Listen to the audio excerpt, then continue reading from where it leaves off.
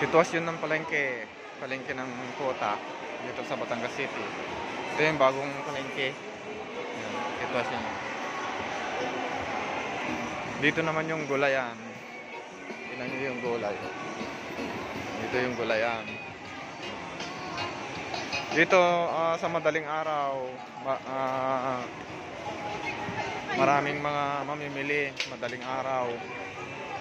Pero pagka patak ng alas 6, tatanggalin na dito. Wala nang ano.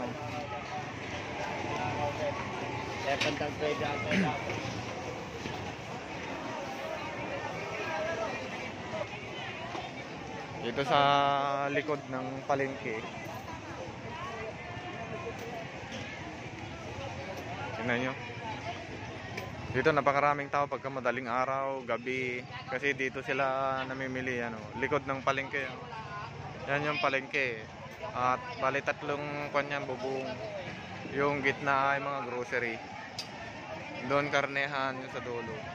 Ito dito gulay. Parkingan naman doon sa harap. Ito gulay dito sa likod.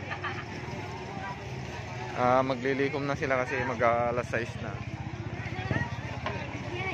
Mayang gabi uli. Gulayan. Diba? Dito maraming mga mabili dito. Bulto-bultuhan, mga gulay, mumura. Yan. Pwede kayong dumayo dito.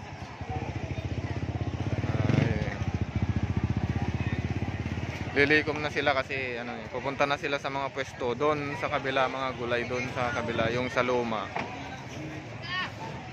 Yan na.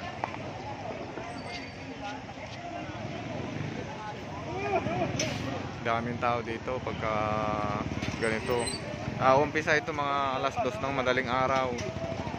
Napakarami dito. Tingnan nyo, kukunti na yung mga paninda nila kasi kinukuha ng bultuhan. Yan bultuhan.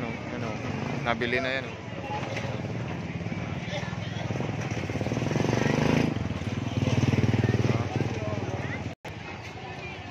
Dito naman yung parkingan niya, mga parkingan. Pero pagka-araw walang nakaparking dito kasi bawal, kalsada ito eh. Yan, lilikom na sila oh. Kasi bawal na dito pagka umaga kasi pagka umaga itong area na ito, parkingan ng mga nagdi-deliver, mga delivery ng isda, mga grocery, karne, yelo.